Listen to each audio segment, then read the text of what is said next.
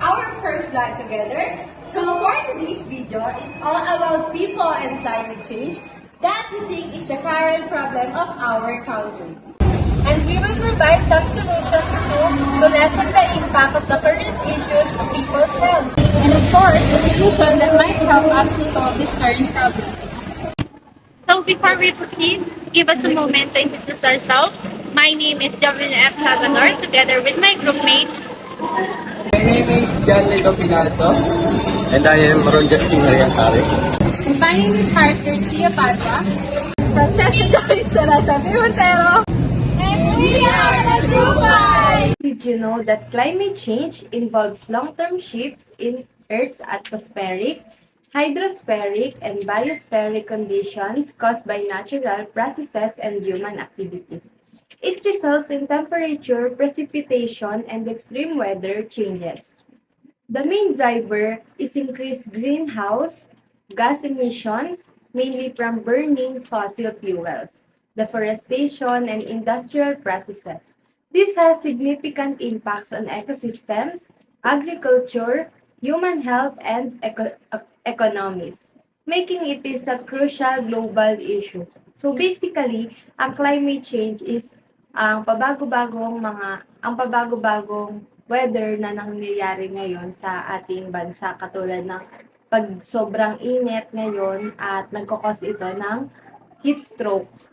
So, why climate change become critical issue here in the Philippines? So, basically, climate change is a critical issue due to its impact on ecosystem, natural resources, vulnerable populations, economies, and global cooperation. It leads to extreme weather, rising sea levels, habitat loss, increased poverty, food insecurity, and financial losses. Addressing it requires urgent collective action.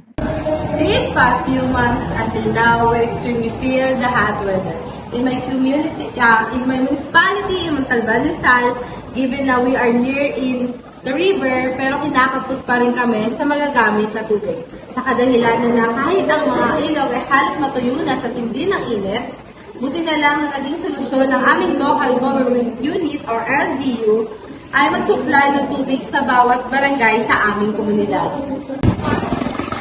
Ang climate change ay may significant na impact sa weather patterns na nararanasan natin ngayon sa ating bansa. The fundamental reason for this is the average global temperature caused by the accumulation of greenhouse gases in the atmosphere. So, let's find out what are the health risks associated with extreme heat. As humans are in high risk of heat stress if exposed too much in extreme heat. Exposure to extreme heat can result in occupational illnesses and injuries. And those are heat stress, heat cramps, heat exhaustion, heat rashes, and dehydration. To begin with, heat stroke is the most serious related illness. It occurs when the body can no longer control its temperature. Next is heat exhaustion. Heat exhaustion is happen when the body responds to an excessive loss of water and salt, usually through an excessive sweating.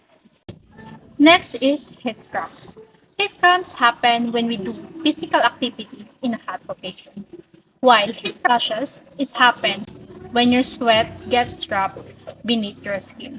And finally, hot temperature can lead to dehydrations and muscle fatigue. It's been a few months since we felt the extremely hot weather in different parts of the country.